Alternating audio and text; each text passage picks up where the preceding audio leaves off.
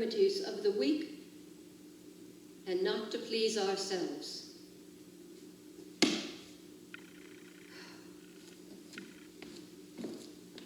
Excuse me, are you Miss Dix? Yes. I'm Charles Deering. Charles Deering. Oh, my sister is Pamela Deering. Pamela Deering, I'm sorry. She attended your boarding school at Orange Court. Oh, yes. Pleased to meet you, Mr. Deering. The pleasure is all mine.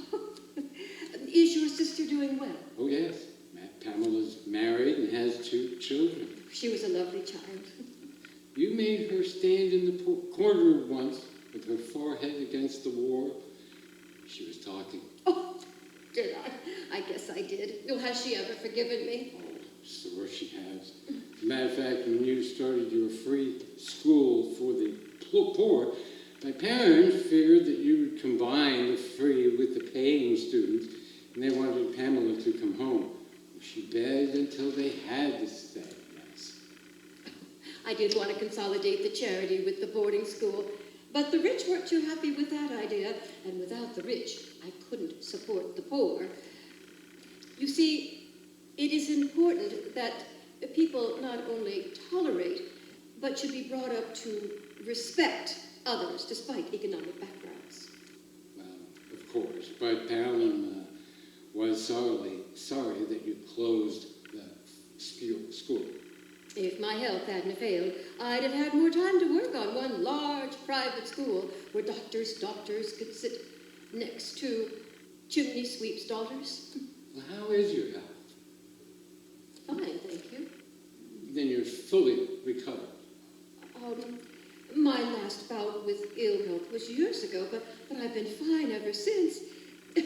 With all the traveling I need to do, I can hardly afford ill health. Sometimes I think I live on stagecoaches. I don't see how you do it. All that bumping around gives me headaches, and then forever breaking down. Oh, I know.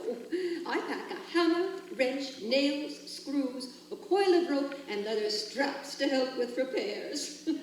Next time, I hope to travel in your coach. Are you equally prepared to fend off highwaymen? Oh, I have.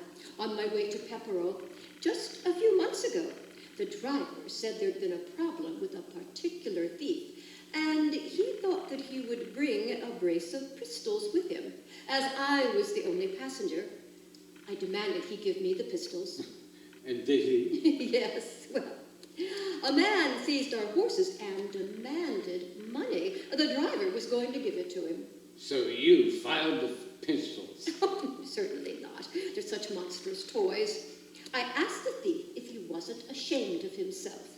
I told him I was on my way to inspect a place where weak-minded people were far less fortunate than he, but I thought that I would still give him some money just the same.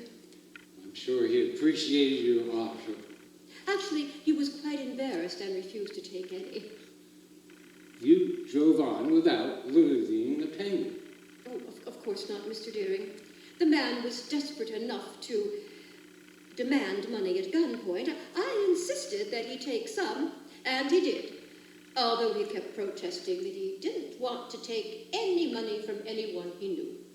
You knew him? He remembered me as the teacher at the East Cambridge jail. He'd been spending time there for stealing. I see.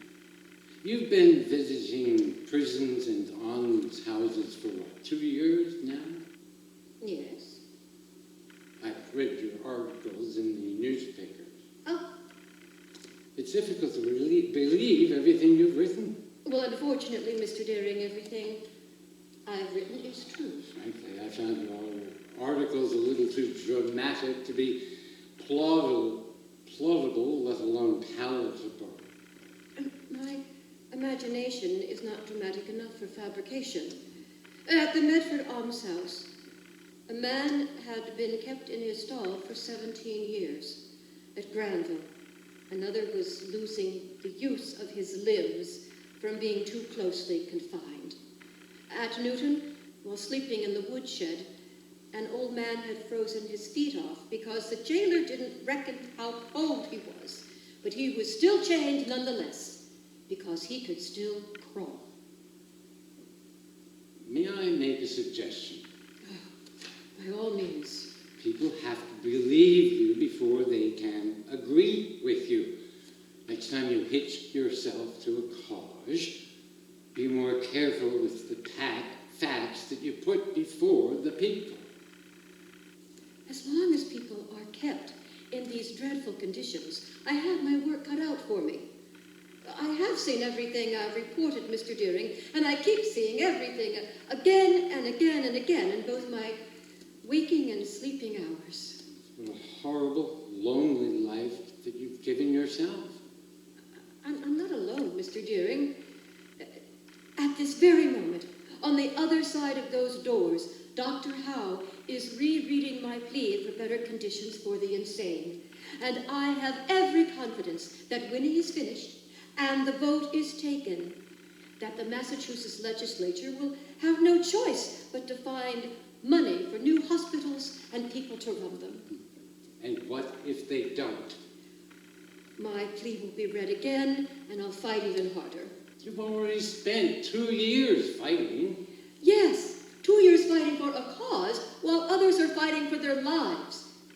There are people in cages, closets, cellars, stalls, chained, naked, beaten with rods and lashed into obedience. Slaves in St. Croix are treated with more respect. No intelligent farmer would tolerate this sort of treatment for his cattle. These poor people are the ones leading the horrible, lonely lives. So you have no thought of returning ever to your teaching? Well, not the dictating of sums and literature to wealthy young women, as you mean teaching. I was doing that when I was 14, and my students have since changed. 14? You should have been going to school yourself, not teaching. I was not raised in the manner of the idle rich. I find that difficult to believe. Your grandfather was a respected doctor, and your grandmother was the backbone of Boston society. You were raised in the hallowed halls of Orange Court. I was born on a farm owned by Grandfather Dix. Mother and I worked it while Father wrote hellfire and brimstone religious literature. When I was 12, I ran away to Grandmother's and begged her to take me in. She did. Didn't your parents insist that you come home to the farm? They knew I'd receive a better education in Boston. And 2 years later, you're teaching. When Grandfather made trips to his farm, sometimes he'd take me back to Boston, to Orange Court. I was barely 7 when he died, but I'll never forget that it was he who gave me my first comfortable bed and officially began my education in his library. I'm surprised that you didn't make Orange Court your home after your grandmother died. I'm very happy living with Mrs. Channing when I'm not traveling. Yes, but you taught school there. You could have opened a school for your weak-minded souls. It's only a house. Yes, but I read in the newspapers that your grandmother had left you everything. I naturally assumed that included the house. You do like to read the newspapers, don't you, Mr. Deering? I like to know what's going on in the world around me. So do I. Haven't you ever had the desire to settle down and get married? Are you married? No. You don't mind being a bachelor? No. Well, then, why should I marry? You're a woman. Ah, Mr. Deering, why is it men believe women are only created to marry and have children? When women have other goals in life, we are conscious of no sacrifice. I'm sorry, I did not mean to insult you. Well, I'm not against marriage when the right two find each other. I was engaged to my cousin, Edward Bangs, but it didn't work out. And so now you are with Dr. Channing and Mrs. Channing? I'm with Mrs. Channing. Dr. Channing passed away a few years ago. He taught me that God is worthy of our love and trust, and that man must be sacred in man's heart.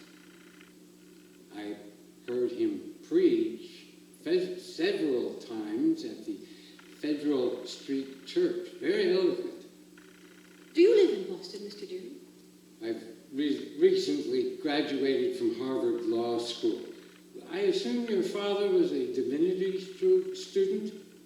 He was, but he married at the undergraduate level. It's unbelievable that this bitchy like that. But giving up Harvard for... I'm sorry, he was your father. I was hoping to sit in with the legislators today, but that's positively not allowed. I know. The proposal Dr. Howe is reading is my proposal, word for word. We rehearsed how it should be read before the legislature, but I can't present my own findings myself. I experienced those people and places firsthand. Oh, Dr. Howe visited there, but I was there first. Perhaps you're working for the wrong goal. Perhaps you should concentrate on becoming the very first female legislator. That would take a lifetime. No, thank you. I'll work for the insane in prison, not the insane in politics. I do have a lot of work ahead of me. It has taken me 2 years to uncover the wrongs just done in the state of Massachusetts. I have 16 states to go, and Europe. Do you intend on doing all of this by yourself? If necessary, I'm quite all right. But alone? Mr. Deary, I function very well on my own, with the help of a few strong supporters like Dr. Howe along the way. Are you aware that the people who have formed against you since you first had Dr. Howe read your proposal? That was only in January, barely a month ago. Yet this group has gathered quite a momentum. I have to be deaf and blind not to have heard and read the protests. Sensational, slanderous, impossible in such a neighborhood as ours. And a woman made these terrible discoveries? It really should not be discussed above a whisper. Oh, yes, let's not forget the most frequent quip against me. Has she no propriety of her sex? Oh, I think that is my favorite. The overseers of the four at Danvers are putting up a good fight against you. Are you part of the gathering momentum, Mr. Deary? According to what I have read, they appear to be intelligent, well-meaning people. At Danvers, in the almshouse, I found a young woman confined to a small, remote, low-out building. There she stood, bare arms, disheveled hair, fragments of dirty clothes hanging from her unwashed body. The air was so foul that it was impossible to remain there longer than a few minutes. Irritation of body, produced by filth and exposure, drove her to tearing off her skin by inches. Her face, neck, and person were thus horribly disfigured. She held up fragments she had just torn off. I asked the mistress of the almshouse if anything could be done, and she replied, "Oh, we can't help it. Half the skin is off sometimes. We can't do anything with her, and it makes no difference what we give her to eat, for she eats her own dirt as readily as the food we give her."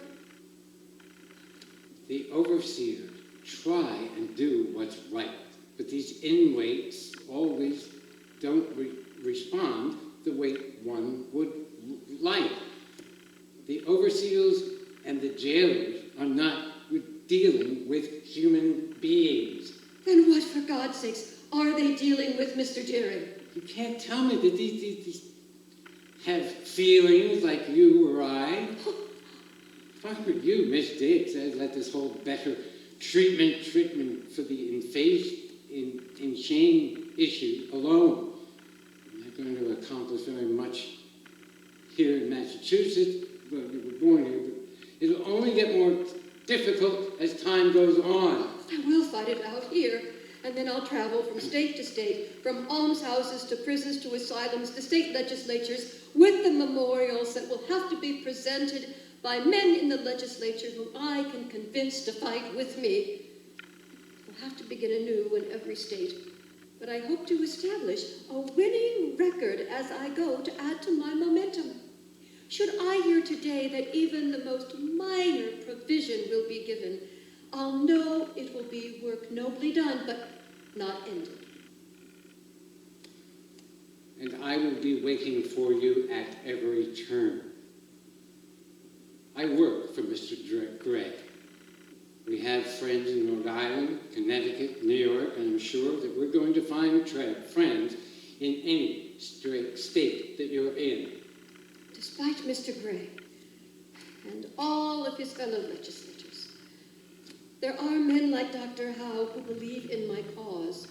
And then there's Dr. Waterston, Dr. Bell, Dr. Jarvis, George Emerson, and Charles Sumner.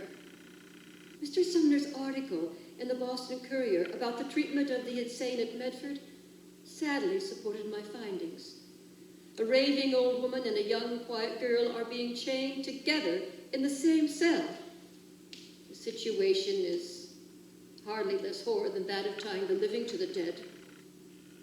Then why didn't you or Mr. Sumner separate them? There's no room. In the past 2 years, I have counted almost 1,000 indigent, mentally ill who are maintained at public expense in the state of Massachusetts.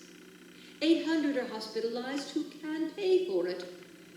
In case Mr. Gray hasn't told you, or you haven't read in the newspapers, one of the demands I'm fighting for is another institution. I'm well aware what you're fighting for, and if I were you, I'd reconsider my position. Poor, mentally weak souls are chained in cages and beaten. What is there for me to reconsider? You and your friends are so concerned about fighting the battle of the party that you neglect fighting for a better society. Miss Dix, you don't understand politics. True. I don't understand how some of those legislatures got enough votes to get them there in the first place, but I still believe that state legislatures were formed to create a better society. Legislature must be absolutely certain that a cause is worthy. What do you consider good causes for taxpayers' money? You are not the only one screaming for reforms. I know, the roads are bad. Common schools need better teachers and facilities. Undoubtedly a worthy cause. And a poor old lady could twist an ankle on the courthouse steps. But these are relatively pleasant topics to discuss, are they not? It's the unpleasant causes that are deemed unworthy of discussion, because anything a society finds disgusting casts reflections upon that society's morals and demands reform. Far better to brush these unpleasant things under the carpet and move on to the condition of the roads. Then you do understand the law, and why these legislators cannot spend any more time discussing your distasteful findings. I understand the law is the only tool I have to work with, and legislators are somehow voted in to discuss, manage, and change the law, whether I like them or not. There are many people to please. Being a lobbyist, Mr. Deering, I thought you only pleased those who pay the most. Oh, Miss Dix. Dr. John Nichols, a student of divinity at Cambridge, was granted permission to teach Sunday school at the East Cambridge jail. I don't understand what he has to do with what we are discussing. I'm filling you in on my knowledge of the law, Mr. Deering. After one session, Dr. Nichols felt the situation was better suited for a woman. You see, all 20 students were women. He contacted me and I accepted. I wandered into the rest of the jail after my first class and found some insane among the inmates. It was my first realization that for the insane, less treatment is given than to those who sin against society. Their only crime is their affliction. In those cold, bare rooms, there were no stoves, no means of proper warmth whatsoever. This was in March. The jailer said, "Lunatics don't feel the cold the same as others, and fire would be unsafe." "Nonsense," I said. "They feel the cold the same as you and I. When I return next Sunday, I want to see stoves in these cells." You see how naive I was. I learned you don't just ask to have these things done. You need the law to ask for you. The East Cambridge Court was in session at the time, and I put the case before it. The request was granted. The cold rooms were warmed. And do you know what? What? The jail has not burned down. It's all well and good, Miss Dix. So you learned the power of the law. I doubt if those in their cells noticed any difference. It gives you peace of mind to believe that, doesn't it? Those in their cells don't pay taxes. Therefore, why should they benefit? There is a powerful lobby for better roads. How dare you keep comparing roads and buildings to people, human beings, flesh and blood, Mr. Deering. People like Abraham Simmons, who spends his days and nights with his leg tethered to a stone floor in a cell 7 feet square, the entrance double-walled, double-doored, and double-locked. When I visited him, the walls were covered by frost 1/2 inch thick. The mistress of the almshouse said, "My husband sometimes rakes out 1/2 bushel of frost, yet Abraham Simmons never freezes. He screams dreadfully, and that's why we had the double wall built and 2 doors in place of 1. His cries disturb us in the house." Yes, I remember reading about him. He's been there for, 3 years? Surely that's time enough for him to get accustomed to his surroundings. Is it possible for a human being to accustom himself to such surroundings? He obviously doesn't have the same feelings that you or I have. Don't you dare keep comparing my feelings to yours. You said yourself, the mistress said he never freezes. A newer, normal person would have died. I don't know how or why, but Simmons has an astonishing tenacity for life. I tried warming his cold hands in mine and told him there are people working to enlarge the McLean Asylum in Worcester so that people like him can receive help instead of abuse. He started to cry. Mrs. Finnan's fellow must have family or relatives. It's up to them to look after him, not the state. At least he has a roof over his head and food in his stomach. It's more than his own people give him. He's from a poor home. The family can barely feed themselves, let alone someone who can't work. But given kind treatment, Simmons might be a productive member of society. You are living in a fantasy world. Yes, I'm sure Finnan's looks very bad indeed. But, Miss Dix... You look for yourself, Mr. Deering.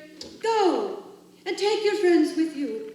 Traveling is considered safe in that part of the country, and the people profess the Christian religion and have adopted ceremonies which they call worship.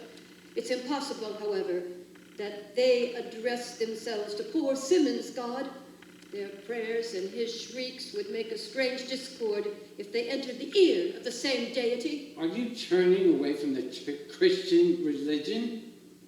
No, but I have to remind myself that some Christians are not intentionally cruel, just unfathomably stupid. I'm not the only one who has seen the injustices done to these poor people. Did you read Dr. Jarvis's article on insanity in Massachusetts in the North American Review? Yes, I did. The Greenville Gazette and the Boston Courier, they've turned against you, haven't they? You know very well they have. Be more careful with the facts you put before the public, I believe you said. I'm writing the truth, Mr. Deering, but people don't like the truth when it's ugly. And you tell me the mentally ill have no feelings, and I'm overly dramatic. Look to the newspapers, legislators, overseers, and jailers for lack of feeling, but not to me. Well, the overseers at Groton tried to take care of a mentally deranged inmate in the manner in which Dr. Bell had prescribed. But the simpleton was still violent. Dr. Bell found one of Groton's patients chained in a tiny cell.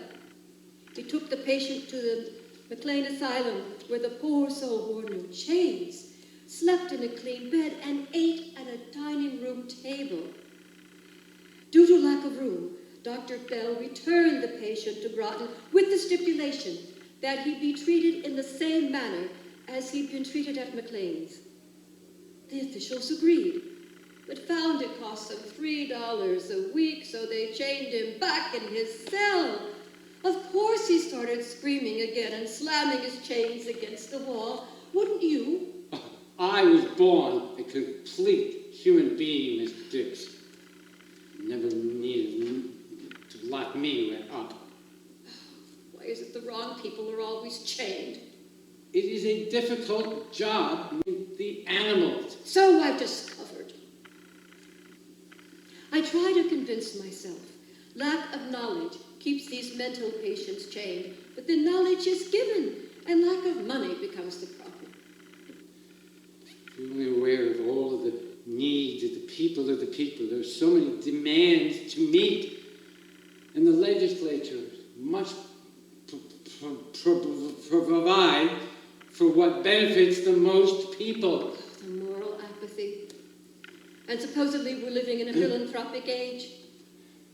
I know my facts are startling, and I was prepared for a storm of protest to follow. People must be made to understand that it's not you, or Gray, or the overseers of Groton or Danvers, or any individual that I'm against, but it's the system. When a person who happens to be both poor and mentally weak is placed under the untrained authority of ignorant, willful persons, there's no hope for the afflicted minds or broken bodies. Their lot is little better than living hell. Legislators complain of the increase of taxes. I don't like to indulge in feelings of distrust, but am irritated by their cold, pecuniary policies. If there is a hell, you people will find it. Why not use your inheritance to help your poor soul, Lord? I am. Sorry, I don't see you building a hospital. I'm using my inheritance, Mr. Deering, to travel the countryside to observe and document how these people are treated. As far as sponsoring the building of a hospital or opening a school for the proper training of overseers, I do not possess that type of wealth. A few have helped financially as best they can, but so much more is needed. The world must be shown the relationship between social responsibility and taxation. That depends on how socially responsible a government can afford to be. I'm working for causes that would benefit hundreds of thousands, while you want to help a few hundred. 1,000 people are wasting away. You go beyond normal concern. Most would say, oh, what a pity. Perhaps a tear or two would be shed, but the normal man would turn away and wonder what's for dinner. Not everyone turns away, and if more people would just see the conditions... Perhaps wherever you see a person chained in a cell, you see a little of yourself. Any human being seeing another human being suffer should understand the suffering. That is why we are human beings. You're confusing your needs with theirs. Oh, my needs are their needs. They're your needs too. Oh, hardly. You're going from prison to prison, not only to release your own poor souls, but in the hope of releasing your own poor soul. Search your own soul before trespassing on mine. You have no family, no home of your own. There's nothing left in life, have you, Miss Dix? I have thousands of defenseless people chained in cells with no hope but... No, you felt dragged down by trains when you were born. You felt those trains now. You feel everything has held you back except for Dr. Channing, and he's not here to help you now. Your own relatives sold Orrin Court out from under you, Marston. Where, no matter where you go, 16 states, I'll be waiting in every state, Mr. You and your friends have been after me for months, using every tactic you could think of to shut me up, to make me change my point of view, my findings, my convictions. I have answered all your questions honestly. Could you please now answer one of my questions honestly? Ouch. What must I do to convince you to go to an almshouse and see for yourself? The inmates don't even know when you visit them. Why should anyone else bother? They are beyond all reason and understanding. They understand all too well, Mr. Deering. You're in a hopeless and a helpless situation.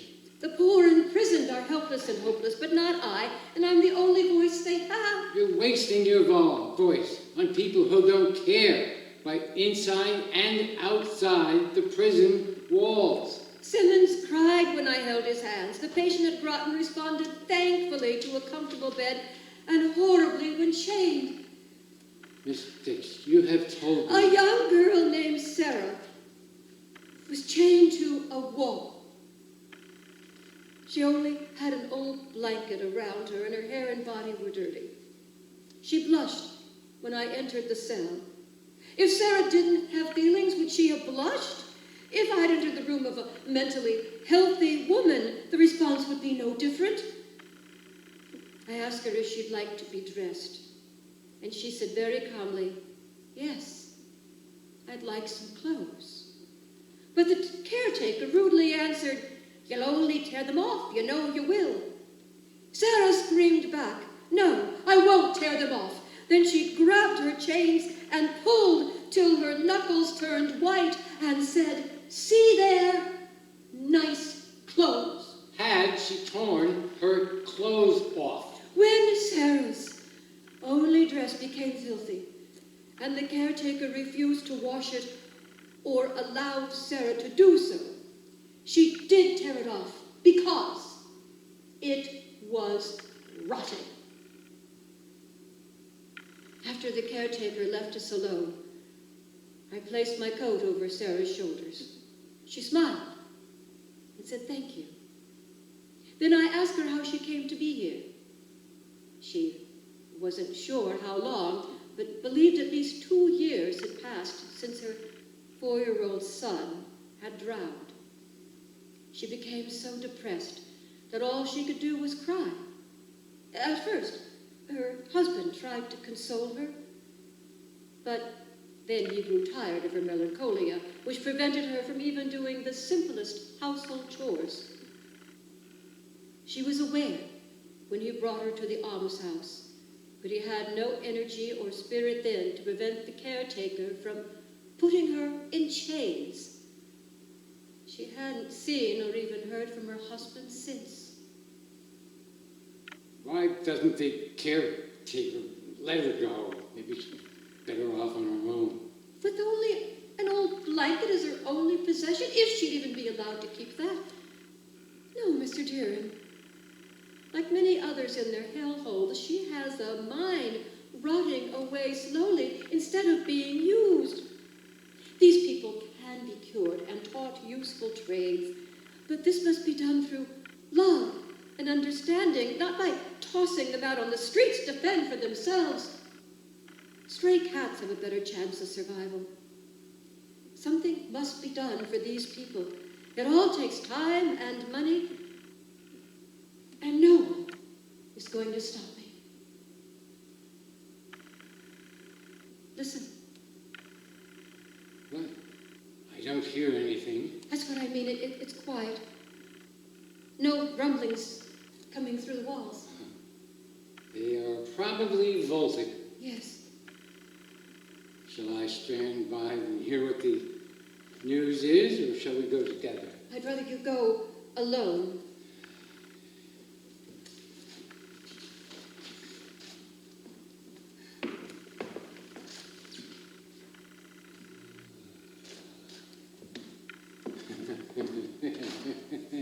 Well?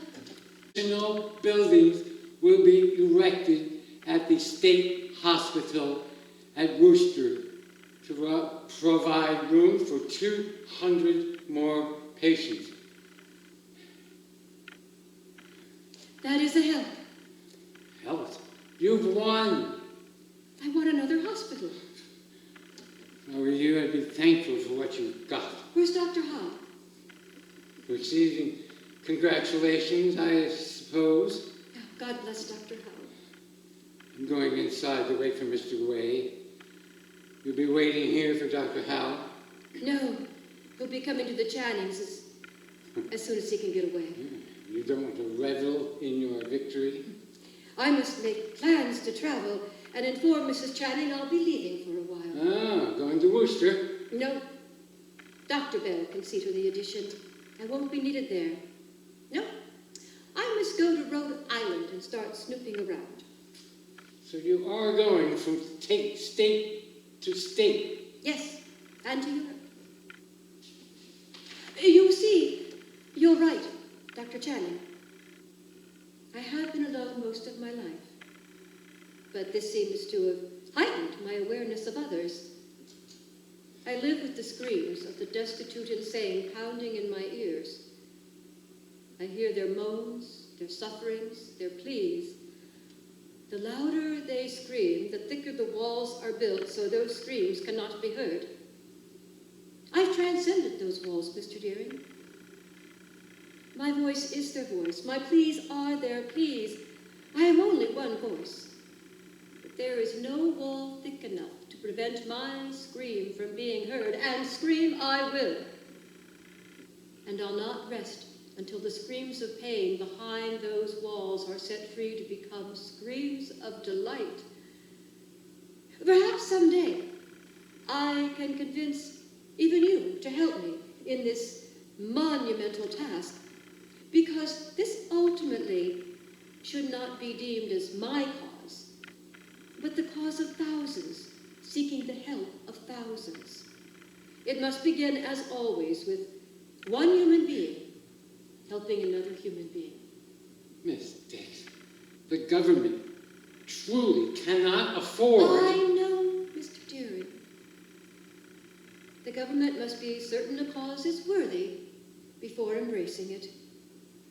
But what is the government but a body of men, individuals, human beings?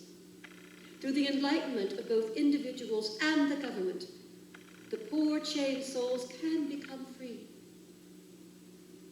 Good day, Mr. Deering. Miss Dix.